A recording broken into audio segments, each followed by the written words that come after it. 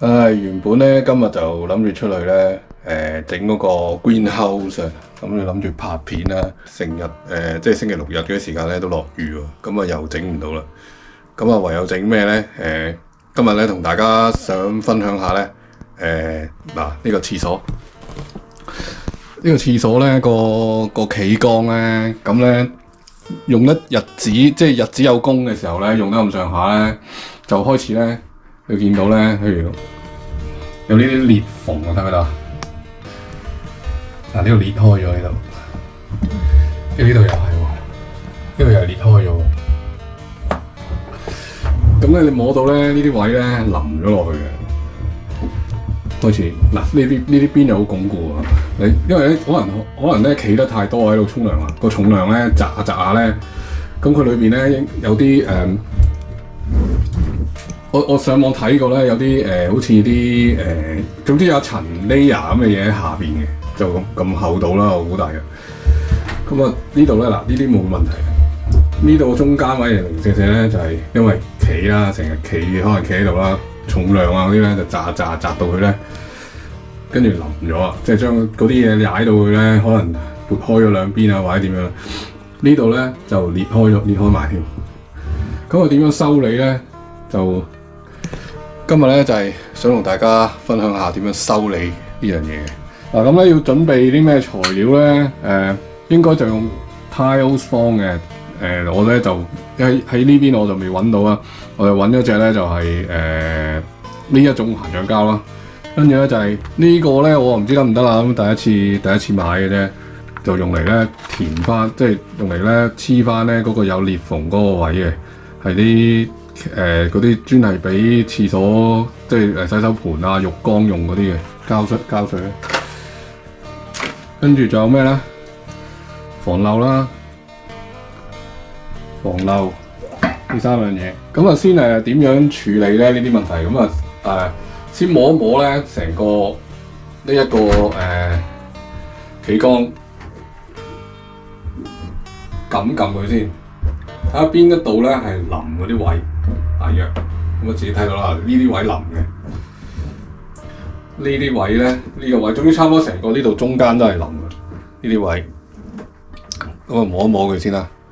咁呢啲位淋嗰啲位咧，喺呢個爛咗呢啲位附近咧，我哋咧就嗱呢啲位啊，呢個位都好啲啊，呢啲位咧摸落係淋嘅。咁我喺附近咧，喺呢個爛咗嘅附近咧，我就喺啲淋嘅位咧，我就開啲窿咧之後咧就打膨脹膠落去，就將佢鞏固翻起佢。然後咧，咁我先做咗 mark 出幾個窿位先。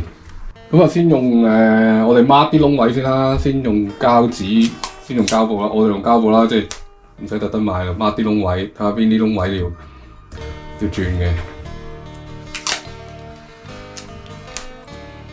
先呢度，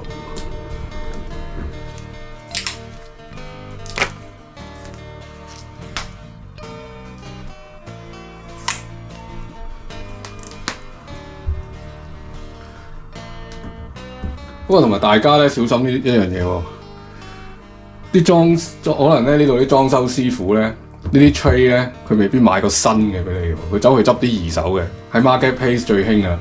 執啲二手嘢翻嚟咧，就扮係新嘅俾你喎，所以咧你要小心啲留意下。最緊要攞翻啲單據，睇下係咪對翻個型號，買翻嚟嗰陣時係咪同你呢嚿嘢係咪你原身想要嘅？因為好多嗰啲咧真係貪平啊，或者咩咧中間咧呃咗你錢，你唔知喎，走去買個二手嘅翻嚟就扮係新，即係大家就要小心啲留意下呢啲問題。最好你買埋俾佢，叫佢嚟裝。我哋抹幾個窿位先啦，喺呢度大約。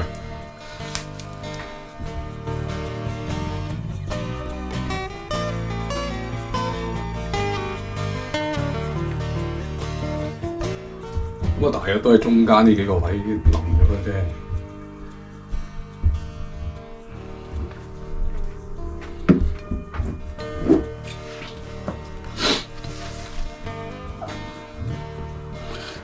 好啊，咁我而家轉啲窿先。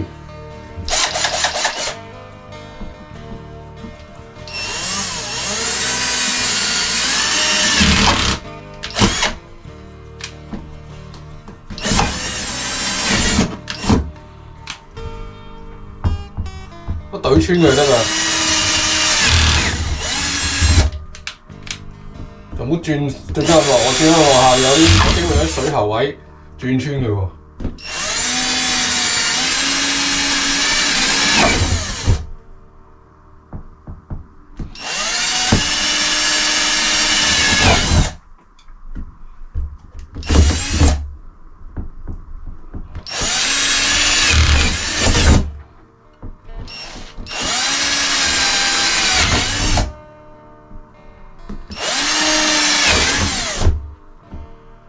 咁一轉咧，裏邊咧，我係轉落去嘅時候咧，感受到個層 layer 喺下邊嘅，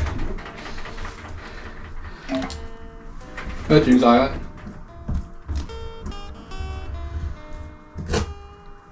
轉穿咗之後咧，搣翻開佢咧，我就攞個吸塵機上嚟，吸翻呢啲塵先。之後咧就咁，我哋用吸塵機咧吸翻乾淨呢啲塵先。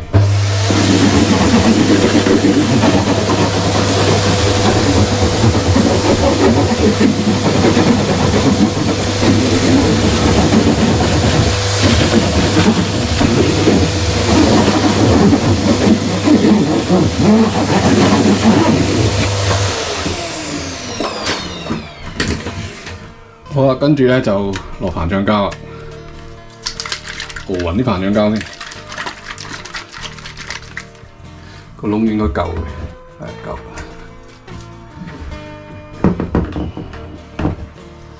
首先打開，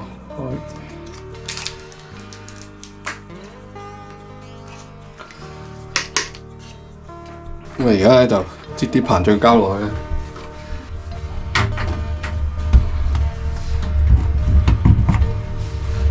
我而家打啲膨脹膠落去先。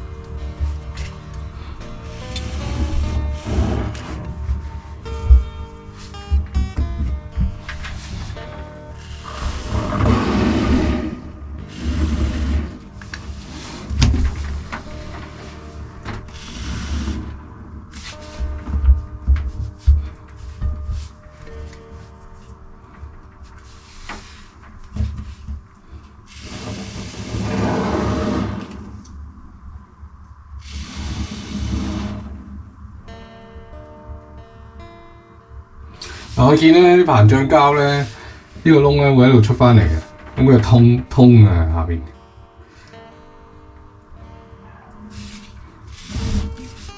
咁啊撳佢，而家漲翻起啦。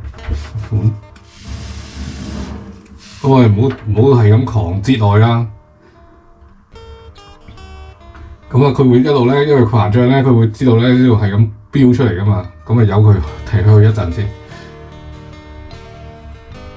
你見到呢度，佢而家逼緊出嚟，再呢個位啦。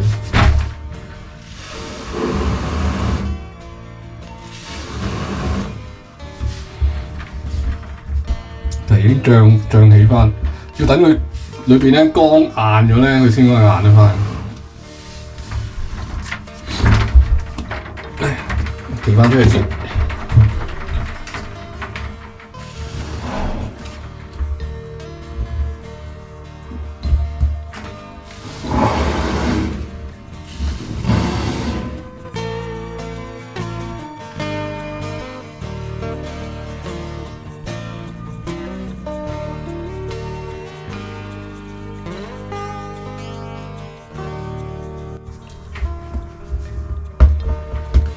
呢個位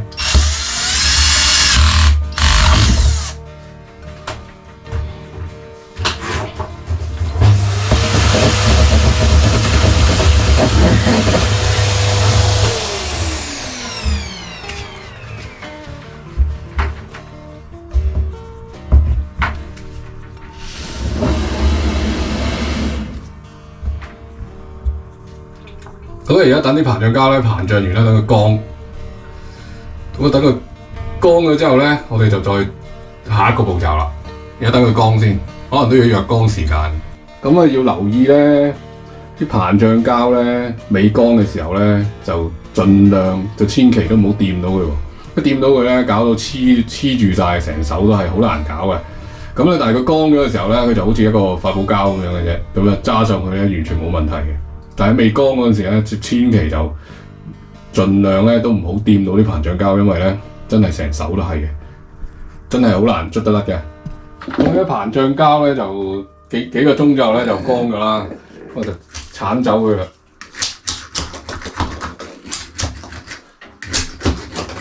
佢乾咗之後咧就結咗嚿發泡膠咁嘅嘢，咁啊唔黐手㗎。刮走晒啲膨脹膠嘅啦。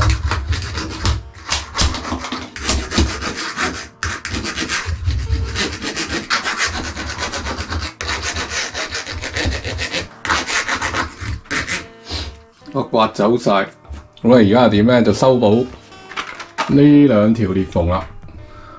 係見到啦，而家漲翻起啊，成個硬晒。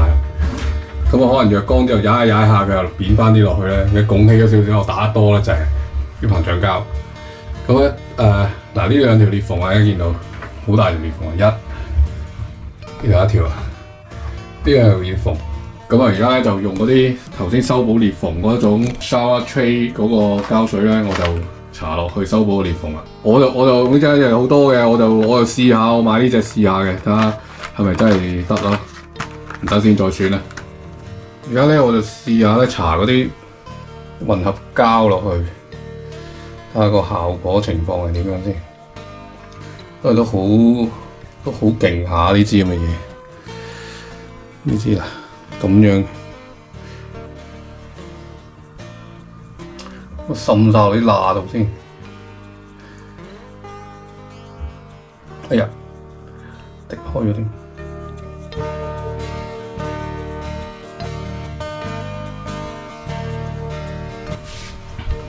然後就搽埋呢度呢邊，你見到好大條坑嘅，其實都乜滲晒落去。我相信佢應該幾個鐘之後咧，佢就會結翻晒。咁我補翻啲窿啦。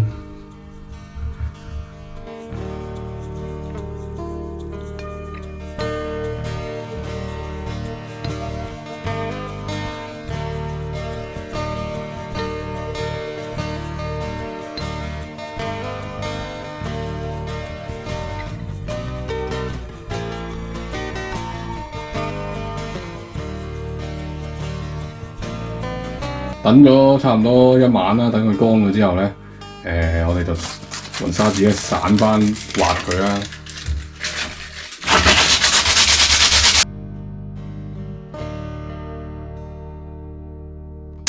咁啊，盡量散啦，散咗幾多得幾多啦。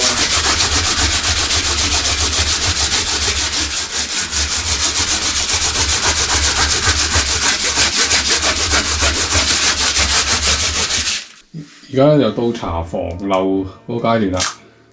我唔記得咗啲防漏我買係透明定係白色啊。我覺得如果而家咁咧，應該油晒成個面係白色咧會好啲。不過我就先油咗一浸防漏先啦。咁啊，而家咧就框位，先框咗想油防漏嗰個位置先。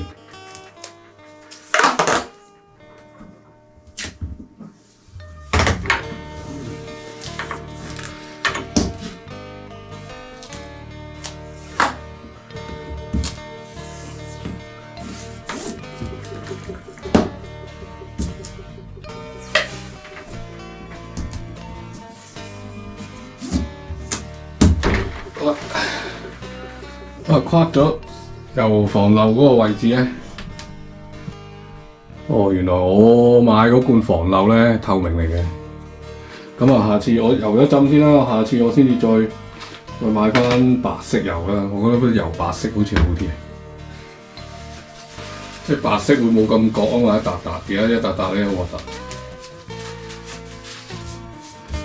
即係佢透明嘅有透明嘅好處嘅，如果佢呢度係本身唔係一笪笪咁樣咧，就個透明咧就唔係好顯眼，就唔會覺得啊有一陣防漏喺上面。咁啊要等佢好似24小時先乾嘅呢隻防漏，我都未用過。我查過，如果係即係之前做過咧，如果整地台嗰啲咧，嗰啲防漏咧，直情係真係啲水流唔到落去，唔係咁稀嘅。呢隻咧就好稀，要試一試個效果啦，得唔得先？好，等佢一日，等佢乾咗先。咁我咧上次就油完呢一度個防漏啦，咁我就發覺咧。我買嗰隻防漏咧就唔係好啱用，可能就買錯咗。咁我咧而家咧就買翻另外一隻防漏，咁啊白色底嘅。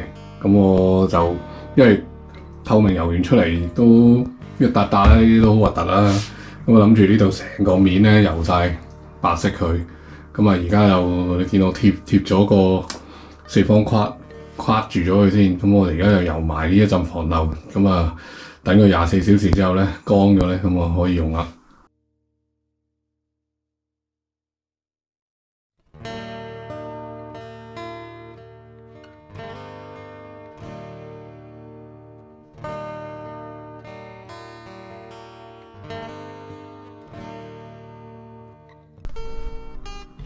咁啊，而家油咗第一浸啦，我就先試一試，等佢第一浸乾咗之後嗰個效果睇睇係點樣先。如果唔得咧，就要可能要再油多一浸啊，或者油多2浸啊，先試一試第一浸嗰個效果先。呢一個咧，我就油咗3浸之後嗰個效果嚟啦。咁都唔係，即係睇落都唔係好樣衰咧。之前嗰啲一忽忽嗰啲咧都遮咗啊，可以算係咁啦。希望呢條片咧，可以同大家分享到點樣維修翻一個廁所個企缸嗰個 tray 啦，即係可以用一個比較平啲嘅價錢就去做翻，即係修補翻壞咗嘅嘢，咁啊唔使成個換咗佢嘛，都幾大工程㗎啦。即係我就唔係咩都識，我哋都唔夠膽講100%，我全部做啲嘢都啱，但係挑戰下自己做到，分享呢個經驗俾大家。希望中意呢條片嘅朋友share 啦、subscribe 啦、like 我哋嘅 channel 啦。好，下集再見，拜拜。